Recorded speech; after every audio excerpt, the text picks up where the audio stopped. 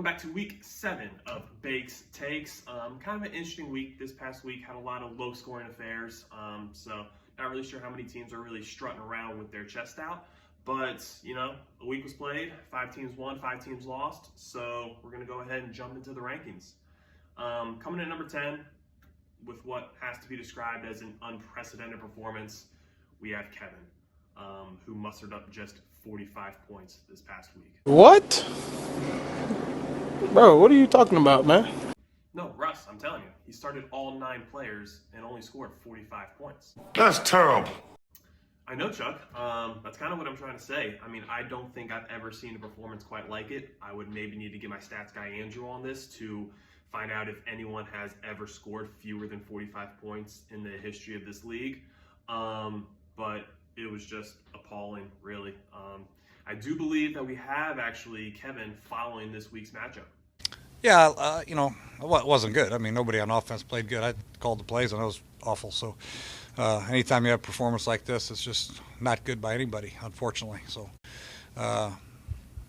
just got to move on. You know, it's just got to move on. Hey, you know, I don't kick people while they're down, so hopefully this is just a week that we can forget about and move on from.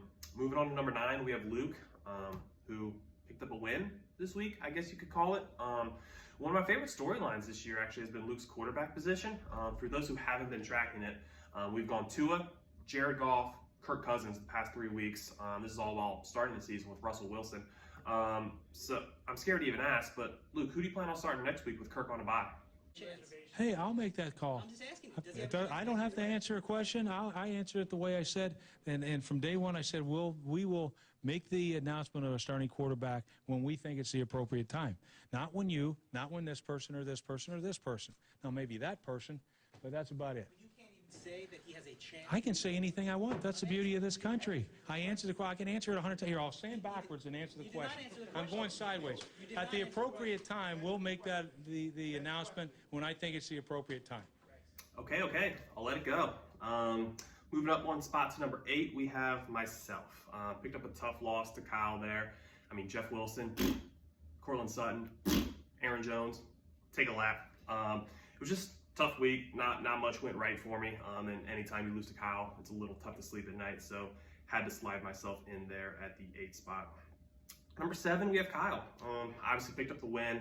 And I guess congrats to Daryl Henderson, who is now the highest paid player in the history of the Fairways and Greens Fantasy Football League, commanding a nice 60 spot from Kyle with his latest waiver wire claim. So, I mean, again, Kyle's just going to kind of middle around here in the center of the rankings. But this week I have him there at the 7th spot. Number 6, we have Andrew. Picked up a nice quality win over Eric. But, I mean, it's getting into late October, heading into week 7. You know what that means. I mean, Andrew's neck starts to itch if he still has a valuable player on his team this late into the year. So, again, if he parts with Christian McCaffrey like it looks like he might, we could see a nice slide down the rankings from Andrew. Coming in at number 5, we have Eric. Just a dreadful week, but I'm not sure what happened there. 72 points. Had to slide you down a few spots. I mean, that was ugly what we did out there this past week. Coming in at number 4, we have Brendan.